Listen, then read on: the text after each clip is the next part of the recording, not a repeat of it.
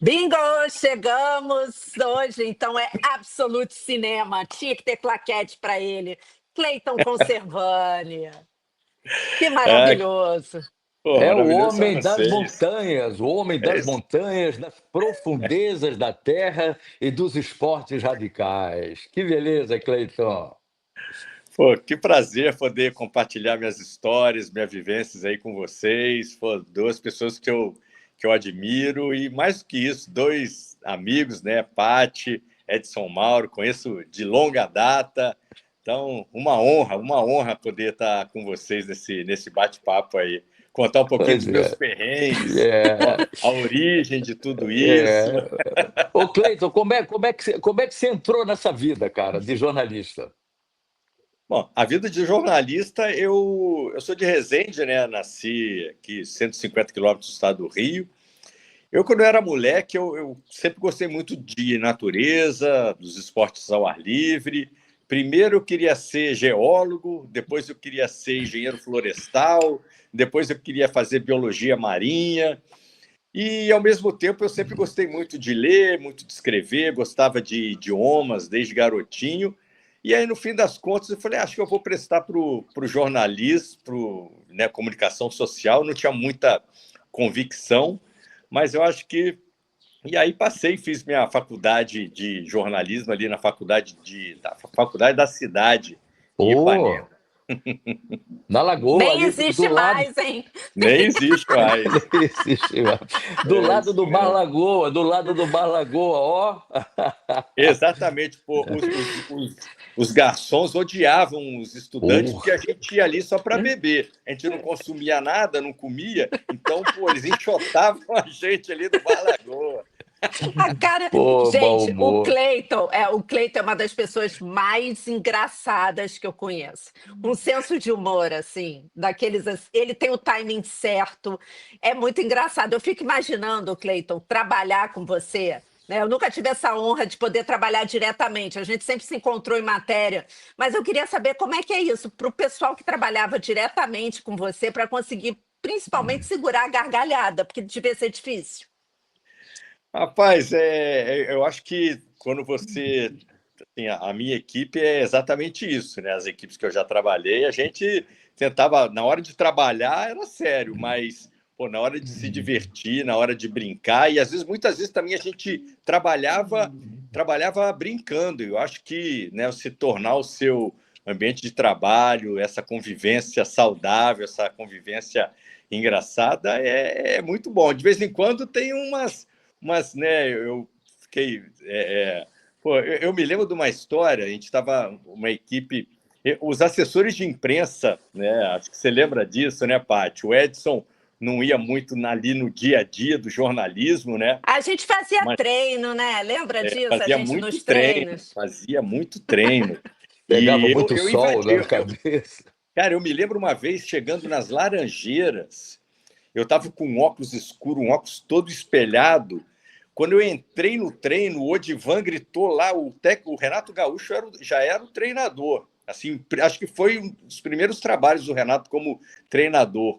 Aí eu chegando nas Laranjeiras, o Odivan grita lá do meio do gramado: Aê, Cleiton! Porra, óculos feio pra caralho! Aí eu falei, Odivan, saco, não sei o quê, zagueiro, né, tal. Pô, Zagueiro. aí... Ô, Cleiton, mas, É, mas me diz uma coisa, aí você se formou em jornalismo e é. como é que você mergulhou nesse jornalismo de aventura, vamos chamar assim, radical? O jornalismo de aventura, né, das expedições, tal, na verdade, isso começou há muito tempo atrás, né, Edson? Porque graças a essa minha origem ali em Resende, eu sempre tive uma infância muito de garoto de fazenda, subindo em árvore, pô, despencando, quebrando o braço, pô, pegando cavalo na rua. Então, é, as minhas primeiras escaladas foram ali no Parque Nacional do Itatiaia. Com 12 anos de idade, eu entrei num grupo que era o Grupo Excursionista Agulhas Negras, e ali eu comecei a fazer Oh, travessias, minhas primeiras escaladas e minhas primeiras roubadas, meus primeiros perrengues já foram ainda bem garotinho. Eu lembro que no condomínio que eu morava tinha umas mangueiras centenárias, umas mangueiras gigantes, e a gente esticava uma corda de sisal entre um galho de uma mangueira e outra. Pegava lá, subia nas goiabeiras, cortava umas forquilhas assim, a gente colocava aquela forquilha na corda de sisal e descia, fazia tipo uma tirolesa. Aí um dia a minha forquilha começou a trincar, eu peguei uma outra que não tinha muita essa angulação, quando eu comecei a deslizar, eu despenquei de uns 4 metros de altura. Eu só fui acordar em casa com o braço quebrado, e Meu minha mãe, Deus! o que vocês estão fazendo? Então, uma outra vez que eu já estava nesse grupo excursionista Agulhas Negras, é o GEAN, existe até hoje. Eu saí para escalar às 5 da manhã, chegou na madrugada, no fim da tarde, eu não voltei. A gente foi fazer uma escalada que era Chaminé Gime, demorou muito, a gente anoiteceu, a gente chegou no topo do Pico das Agulhas Negras às 8 horas da noite, eu só fui voltar para casa no outro dia às 9 da manhã. Então, eu costumo dizer que o tercinho da minha mãe, ele tá super gasto. Você deu Então, trabalho, hein? tem Nossa trabalho, Senhora! Deu trabalho, deu muito Que trabalho. Sabe pô, outra cena que eu lembro muito de você, cara? Assim, a gente estava lá e a gente cobriu os treinos. E aí, hoje em dia tem aquele povo, a gente está em coletiva, tem os avaliadores de perguntas. Era tudo muito mais leve, né? Quando a gente pô, estava ali. E aí, você perturbava o câmera, mas eu acho que era o Lafayette que você estava perturbando muito, que era o Lafa. Que aí tinha quero, que toda matéria da Globo tinha que ter um quero. Aí você ficava lá, filmo quero. Filmo quero. E aí, não satisfeito, Edson, ele perturbava o meu câmera, que era o Cristóvão, lá da ESPN. Aí ele ficava, isso. vai lá. Nossa, você aprontava. Mas o repórter cinematográfico, eles adoram filmar bicho e adoram filmar pôr do sol, né? Então eu ficava o tem passarinho, isso? pô, gato Tem. preto, pô, e aí a gente acabava até usando, né? É. Ô, Cleiton, agora quando você saiu, então, de Pico de Agulhas Negras, coisa e tal, aí você começou a ir para o Everest. Aí como é que foi? Exatamente. Então, Pô. aí eu trabalhava na Globo de Sorocaba, que era uma afiliada, né, no interior de São Paulo, e aí eu fiz uma reportagem na Pedra do Baú com um japonês que escalava sem corda, pô, isso em 1995, Edson. Não Que existia. isso? Era um paredão de 90 metros, ele E não ele usava é naquele Nossa! cata-cata uma lá, é unha. assim? Se ele caísse, ele morria. E Porra. aí eu fiz essa reportagem para o Esporte Espetacular, que ainda eu era, né, de uma afiliada no interior de São Paulo. A matéria foi ao ar no Esporte Espetacular e teve uma repercussão muito grande. E essa reportagem que me levou para o Esporte Espetacular em 96, né, para ser apresentador, junto com a Glenda Kozlovski. E aí, logo no início, eles queriam já uma reportagem para cada apresentador, tanto para mim quanto para a Glenda, uma grande reportagem. Eu fui para as montanhas da Bolívia, foi minha primeira expedição, minha primeira experiência em alta montanha. Aí eu escalei o Ilusion, depois eu fui lá esqueci o nome da segunda montanha, e finalmente o Illimani, que é a segunda maior Nossa! montanha da Bolívia. Ali de La Paz você vê o Illimani no horizonte, e eu cheguei ao topo do Illimani, e aí esse foi o pontapé inicial. Eu sempre, quando eu voltava de uma expedição, eu ia para o dia a dia, né, dos treinos, né, do Uhum. futebol, tal, dos esportes olímpicos, mas eu sempre tinha uma cartinha na manga para ir para as expedições, para ir, né, para o Everest. Depois da Bolívia, eu fui para o Peru, escalei o Misti, a Aconcagua. Em Porra. 2005, que eu fui para o Everest com meus amigos, com o Rodrigo Raineri e Vitor Negrete, né, os falecidos. Uhum. Sim. Dois morreram na montanha. Eu escalei o Everest em 2005 com o Rodrigo e com o Vitor. O Vitor foi o único que fez o topo, chegou ao topo com a gente em 2005. No 2006 ele voltou, ele queria escalar sem oxigênio suplementar, ele chegou ao topo, mas ele não voltou para a casa dele. E Não no ano resistiu. passado, o Vitor morreu na face norte do Everest, o corpo dele permanece lá.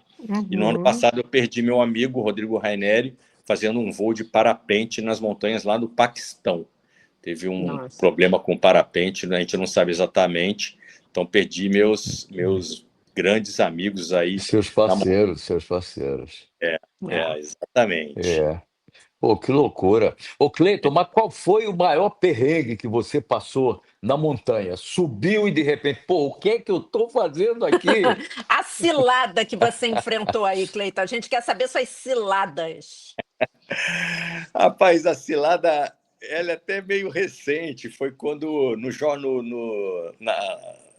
na Copa do Mundo da Rússia, eu falei, como é que eu não fui...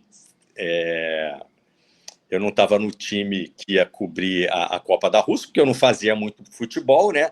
Mas eu falei, pô, como é que eu posso me inserir nesse contexto? Aí eu peguei uma camisa da seleção brasileira, todos os jogadores assinaram, e eu falei, eu vou levar essa camisa para o topo da Rússia, né? Que é também o topo da Europa, que é o Monte Elbrus. E aí eu peguei essa camisa e todos os jogadores assinaram tal, e partimos, né? Ia ser uma reportagem de abertura do estúdio de vidro, né, que tinha ali na Sim, Praça era lindíssimo Vermelha, aquilo. tal, isso. E aí eu fui escalar a montanha, né, com essa camisa, e eu fui com um cinegrafista de São Paulo e teve um guia que é super da minha confiança, que é um equatoriano, o Pepe Riron, e fui com um piloto de drone. O câmera está na Globo até hoje, é o Ulisses Mendes, continuo trabalhando com ele, e o piloto de drone é o Lucas Munhoz. Só que, sim, como eu apronto muito com os outros, os caras estão sempre querendo aprontar comigo também. E os caras Pô, mas Por que será? na montanha é Por que- sacanagem. Aprontar Por na que montanha, será? pô. Por que será? Né? Eu tava fascinado com a camisa. Eu andava pela Rússia ali, né? Inteiro eu tava com aquela camisa tiracolo e as pessoas falavam, camisa do Brasil, nossa, deixa eu ver as assinaturas. Eu mostrava a camisa, assinatura do Neymar, assinatura de todos os jogadores, tal. E eu vi que uma hora os dois estavam confabulando assim, pô, esses caras estão aprontando, né? Esses caras estão armando alguma. Mas eu não me dei conta. Aí quando a gente saiu de Moscou para um aeroporto pequeno já perto da montanha, chamava Mineral Void. Chegamos lá no aeroporto, desembarcou nossas malas, tal, parará. Fomos para o hotel numa van. Quando chegou no hotel, eu abri minha mala porque eu tinha levado uma camisa novinha para o guia, para o equatoriano. Falei, vou dar de presente. E aí eu olhei que o lacrezinho que eu tinha colocado já não estava com lacre. Aí eu peguei a camisa nova e fui procurar. E cadê a camisa que os jogadores tinham assinado? E o espírito da matéria estava nessa camisa, que eu ia levar essa camisa para o topo da Europa, para o topo. Chega lá, fazer assim, o vento batendo, né? É isso aí. Eu era fiquei minha... imaginando o Cleiton assinando as camisas assim. Porra, né, lá do topo do Elbrus, da Rússia, eu ia mandar uma mensagem de boa sorte para a seleção brasileira, e aí a camisa desapareceu. Aí eu cheguei, saí lá no saguão, falei, gente, vocês não sabem o que aconteceu. O que foi, Cleiton? Falei, a camisa assinada da seleção brasileira desapareceu. O câmera e o piloto de drone, que isso, tal, fizeram, os caras são atores profissionais. O equatoriano ficou louco, ele não pode, a energia estava toda aí na camisa, tal. E aí foi aquela loucura. E agora eu liguei, o Marcelo Correge era correspondente na Rússia, eu liguei para ele, mas ele já estava sabendo, porque os caras já tinham alertado ele. Ele já sabia. Ele falou, não, Cleiton. Eu falei, cara, isso é um problema diplomático. Roubaram lá no aeroporto de Moscou. Não, é verdade. Vou tentar falar lá com eles e piriri. Eu sei que, quando assim, chegou no limite que eu ia ligar para a direção da Globo e falar, olha só, a gente vai ter que fazer um plano B porque a camisa desapareceu, a camisa foi roubada. Quando eu fui fazer isso, que os dois chegaram aqui, seu otário, tá a camisa aqui, todo mundo, não sei o quê. Rapaz, mas foi um sufoco danado. Salvou a matéria. Fiz a escalada, levei a camisa o topo da Rússia, mas não adiantou nada, o Brasil caiu nas quartas de Não final. adiantou nada. É. Maior energia, maior perrengue, não adiantou porra nenhuma. Não adiantou nada para ser Poxa. Falhou o plano, Ô, Cleiton, esqueceu de combinar. Ai. Foi para a Ô, Suécia, tu conhece? O Brasil rodou nas quartas de final para a Suécia, né? eu acho que é Suécia, é verdade. Ô, Cleiton, me diz uma coisa, e quando você chegou no topo do Everest, quantos minutos ou segundos você ficou lá em cima, Então, Edson, comemorando? no Everest eu não cheguei ao topo, eu cheguei Ah, ali perto da zona da morte, cheguei a quase 8.000 metros de altitude. A gente pegou uma tempestade muito forte, ventos ali de quase de 100 quilômetros por hora. Eu fui expulso da montanha e eu estava com esse equatoriano, estava com o Pepe Riron, ele que me ajudou a voltar lá para o acampamento base, e foi uma situação bem difícil. Eu lembro dessa matéria dos seus pés, assim, tinham quase congelado, não era? Tava tudo meio arroxeado já, né? A mão. Rapaz, o Everest 2005, eu voltei com 12 quilos a menos para o Brasil. Quando eu cheguei aqui, as pessoas perguntavam se eu estava doente, se eu tinha pego alguma bactéria. Eu voltei muito acabado. Eu voltei literalmente no bico do corvo, porque a altitude castiga muito, né, o nosso Gente, corpo. é melhor que Monjaro, hein? Nossa, para emagrecer. Gente, não usem mais Monjaro, vão para o Everest. Meu Deus! Agora, um perrengue muito engraçado não, eu quase também fui pro brejo, foi aqui para Ele fala rindo, né, Edson? Eu quase morri, mas foi engraçado depois. Agora, quase foi pro brejo, é bom demais. eu sou meio cabeça dura, eu, né, às vezes não meço muito as consequências. Eu estava num Rally dos Sertões, isso deve ter sido no começo dos anos 2000. Eu estava mais uma vez com o Ulisses Mendes e com o nosso amigo Ari Júnior, falecido Ari Júnior, que estava naquele acidente da Chapecoense. A gente fez uma etapa do Rally dos Sertões e chegamos de carro nas margens do rio Tocantins, ali em Carolina, né? Carolina ficava do outro lado da margem, que a Carolina já é Maranhão. Nós chegamos, o vidro do nosso carro ele tinha quebrado, então a gente foi comendo poeira uns 700 quilômetros. E quando eu cheguei no Rio, falei, vou dar um mergulho. E eu, tenho o hábito de nadar, eu nado me considero um bom nadador. E eu falei, eu vou cruzar esse rio a nado, era 1 quilômetro, assim, de uma margem à outra, que não é pouco, né? E o sol já baixo, assim, no horizonte. Aí o Ari e o Ulisses, não vai não, cara, é perigoso, não sei o quê, não vai. Falei, já tinha colocado meu calção, eles pegaram o carro, foram na balsa e eu, comecei a nadar. Daqui a pouco eles passam de balsa, passam ao meu lado, e eu lá, dando minhas braçadas, e começam a me xingar. Aí, otário, vai se ferrar aí, vai virar comida de peixe e tal. Vai embora, daqui a pouco a gente se encontra. E estava tranquilo. O que parecia um remanso, quando eu cheguei na metade do rio, olha, o Porto de Carolina, que estava aqui, fez assim, ó, eu fui embora. E começou a me levar. Eu fui levado pela correnteza. E eu falei, caramba, Cleito, e o sol baixo estava ficando aquele crepúsculo assim. Eu falei, e agora? Onde que eu vou sair? O que eu estou fazendo aqui, né? O que eu estou fazendo? Eu olhava para a outra margem do rio e falei, caramba, cara, onde que eu vou sair? Porque era aquele água-pé, né? Era um lugar brabo pra caramba. Nordeste, né? Eu olhei e falei, e agora? Aí eu notei que eu olhava para o barranco, tinha um camarada que ficava correndo de um lado para o outro, na ribanceira. Eu falei, será que esse cara está me olhando? Eu sei que eu fui levado, já não adiantava mais nadar contra a correnteza, e eu falei, fica calmo e procura algum lugar para você sair. Foi isso que eu fui, nadando com a cabeça fora d'água, buscando um lugar. Daqui a pouco eu vejo uma canoinha saindo do meio do mato, assim, e vindo na minha direção. Eu falei, caramba, que canoinha é essa? Cara, parecia uma canoa de índio mesmo, muito estreitinha. Era o camarada que estava me observando lá no barranco. Ele veio e falou, pô, vocês sempre aprontando, né, dando trabalho pra gente. Eu estava te observando cá longe, a merda que você estava fazendo. Ele era salvador de nadador. Foi Exatamente. seu Aí anjo da subi na guarda ali, meu canoinha, Deus. subi na canoinha dele, ele foi remando, pô, me levou até o Porto de Carolina, salvou minha. Pô, Eu ia me estrepar bastante, mas eu ia conseguir sair. Aí tinha ganhado um kit, né, do Rally dos Sertões, com camisa, short, não sei o quê. Eu falei, meu irmão, toma isso aqui de presente para você. Pô, cara que me salvou de uma boa ali.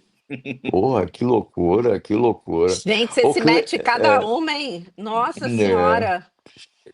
Ô, Cleiton, e quais são os próximos planos agora? Acho que deu uma picotada aí, o Cleiton tá travado. Ele deu uma travadinha. Deu. Agora Não, voltou, voltou, voltou. Ele deve ter feito voltou. uma pegadinha com a gente, que isso é a cara dele, tá? Para mim, ele Ele não ficou travou parado, nada. ele ficou Ele parado de sacanagem. sacanagem com a gente. Gente, isso é a cara do Cleiton. É a cara dele, ele é Congelado, safado. congelado. Safado ficou. Pô, não vai ter edição, não, isso, empate. Tem que deixar Não, ele não vai, congelado porque é mesmo aí. canalice do Cleiton. Ele fez de propósito com a gente. Eu conheço ele. Eu acho que foi nosso amigo Júnior que veio dar um alô aí pra gente, ó. É... Amém, amém. Ô, Cleiton, mas qual é o novo projeto agora? Além dos 60 anos, obviamente. Exatamente. Tá, 60 anos de jornalismo, né, Cleiton? Vamos deixar claro. Peraí, né, Paty? Também não, né? Conservado, Cleiton conservado. Eu acabei de assinar um novo contrato com a Globo aí para 2026. São 6 produções aí para o próximo ano. A gente ainda está buscando, né, as pautas e uma delas a gente está querendo justamente mostrar um pouquinho das minhas origens, onde tudo começou, né, a vila onde eu nasci, essas árvores centenárias que a gente calava, fazia esse cabo aéreo, né, essa tirolesa rudimentar, escolher uma montanha especial ali no Parque Nacional de Itatiaia para escalar e eu contar um pouquinho das minhas histórias, né, da minha infância, as montanhas, né, da minha infância ali no Parque Nacional de Itatiaia. Então é muito bacana, né, você completar 60 anos ainda com muita saúde, com muita vontade de Pô, Cheio de energia. eu tento levar essa inspiração, porque às vezes as pessoas falam, pô, às vezes o cara tá com 40 anos, tá se achando velho. Eu falo, pô, cara, tá é. maluco. Hoje em dia, eu acho que você consegue ter uma vida saudável, você consegue Sim. com muita qualidade de vida, até pô, eu acho que eu espero estar ativo até morrer, né? Jogando, fazendo minhas caminhadas, minhas escaladas, Suas jogando maratonas. meu tênisinho, fazendo aí minhas corridas de longa É distância. muito atleta ele, gente. Ele é muito atleta. Nada, eu não É sou atleta, não sou muito disciplinado, não. Eu faço quase todo dia, eu faço algum esporte, e o esporte é o meu plano de saúde. Aquela carteirinha que a gente tem, aquela porcaria é o plano de doença, né? é Sim. verdade. Aquilo a gente não quer usar, não. Mas são, né, 30 anos de estrada aí. Meu chassi nunca tive uma fratura, um acidente, né, nas minhas Meu Deus. expedições. Meu chassi ainda é 100% original de fábrica e eu espero que continue assim por muito tempo, né? Muitos sustos, né? E vem cá, eu quero saber se você vai levar, porque ano que vem tem Copa do Mundo também, né? Vai tentar levar camisa também? Qual é o plano aí para a Copa do Mundo? Que você deve ter algum plano de Copa do Mundo. Tem alguma coisa aí que você vai fazer? A gente está pensando aí para o próximo ano também, Ah, parceria aí com a Play 9, né? A gente já está bolando alguma expedição, alguma coisa, mas escalar o Monte McKinley, que é o ponto mais alto da América do Norte, dos Estados Unidos. Essa eu já fiz, cheguei ao topo, mas essa eu não volto, não. Essa é uma daquelas experiências que você faz uma vez só na vida. É uma montanha Check. muito complicada. Teve um perrengue quando eu escalei o Monte McKinley. A gente estava chegando no penúltimo acampamento. Eu me lembro que era um lugar que tinha muitas fendas no gelo, então você tem que andar com muita... A gente anda, né, encordado, né? Era o Pepe, era o primeiro, era o segundo, e um brasileiro, o Eduardo Kepp, que era o terceiro da nossa corda. A gente estava num lugar assim que a gente sabia que era potencialmente bem perigoso por causa dessas fendas no gelo, e a gente viu uma expedição da Rússia um pouquinho à nossa frente, os caras grandões, e eles passaram por um lugar que era tipo uma pontezinha de gelo, só era aquele lugarzinho para se passar, porque era uma fenda muito grande. Os russos passaram, o Pepe passou, e quando eu fui passar, eu era o mais leve de todos. Quando eu passei, o negócio desabou. Cara, era uma fenda em forma de V, então ela era estreita no início e abria um buraco azul embaixo dos meus pés, uma coisa assustadora. O Pepe, quando ele sentiu minha corda tracionando, ele percebeu que eu tinha caído na greta. Ele deu uma picaretada no gelo, né? Cravou a piqueta, tracionou e começou a berrar. Cleiton, hijo de puta, você tem que sair daí, sai daí, cabrão. Tá louco comigo. Ainda era xingado, tava lá, nem caiu de propósito, coitado. Não tinha culpa. Aí eu tentava, né, sair do início da fenda, né? Eu comecei a dar uns coices para trás, assim, até que a minha bota, aquelas garras de aço, né, que tem embaixo da bota, são os crampons, pegou num bico de gelo, e aí eu consegui sair me arrastando dessa greta. Foi um baita de um susto. Chegamos no acampamento, quando a ficha caiu, eu chorei pra caramba, porque ali foi por pouco. Se o Pepe não tivesse atento, poderiam ter uns 3 ido para essa fenda. Nossa! E acho que ali dificilmente iriam achar nossos corpos, porque era muito profunda, a greta era muito profunda. E conseguimos... Você ainda tem muita história para contar, muita coisa, não vai acabar a sua missão tão cedo assim, não. Tem muito ainda. Tem muita alegria ainda para dar ainda. Não, com certeza, tomara. Tem muita história para contar. E eu espero continuar inspirando as pessoas, que isso é muito legal, né? De vez em quando eu recebo mensagem de pessoas que, obesas ou pessoas totalmente sedentárias, né? Começaram a praticar esporte, fazer alguma atividade por causa de alguma história que eles assistiram. Então, para mim, isso é a melhor audiência que existe, você influenciar, né, positivamente na vida das pessoas, você levar saúde para dentro da casa das pessoas. Então, eu acho que isso é muito legal, é uma das minhas missões aqui na Terra, né, nessa dimensão. Pô, que legal. Incrível. Pati, vamos embora, né, Pati? Vamos depois embora, desses sustos todos, hein? Ô, Cleiton, você não imagina o prazer, cara, de estar aqui conversando, ouvindo suas histórias. Você é um querido companheiro. Vocês também, vocês são demais. Adorei. E eu tenho certeza que você fez aquilo de sacanagem com a gente na hora que você congelou. Eu te conheço. Tenho certeza. Você pensa que a gente está na sua frente. Ô, Cleiton, um beijo grande, hein? Beijo, Edson. Beijo enorme. É isso aí. Abraço. Valeu. Beijo. Beijo.